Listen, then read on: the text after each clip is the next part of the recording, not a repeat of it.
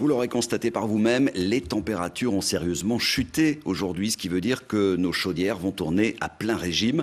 Et c'est là qu'il faut faire attention. En 2018, 850 personnes ont été intoxiquées au monoxyde de carbone. Il y a même eu 21 décès. Halima Mohansali avec Emmanuel Talarico.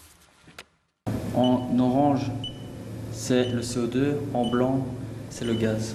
Aucun voyant rouge ne s'allume, cela veut dire que tout va bien. L'appareil ne détecte aucune émanation de gaz ou de monoxyde de carbone.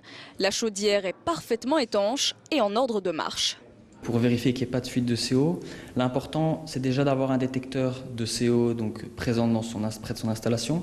Toute prise d'air aussi pour la chaudière, c'est important qu'elle ne soit pas obstruée. Donc ici il y a une prise d'air haute et une prise d'air basse, il ne faut pas les bloquer, justement pour éviter que l'air ne s'accumule ici. La fuite peut survenir à cause d'un brûleur défectueux, d'une mauvaise installation ou d'un mauvais entretien de l'appareil. Il est donc essentiel d'anticiper et de faire appel à un professionnel 1 à 2 fois par an. Simplement pour assurer que la chaudière est en condition d'être dans la maison. En 2018, 21 personnes sont mortes intoxiquées en Belgique.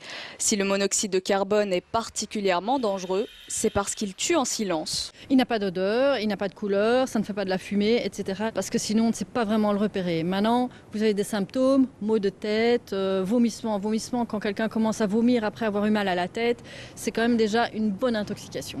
Les chaudières les plus à risque sont les plus anciennes, celles où la flamme est directement visible. Maintenant, si nous avons une chaudière dans une cuisine par exemple ou dans une salle de bain et qu'on n'a pas de détecteur et que ce sont des anciennes chaudières atmosphériques par exemple.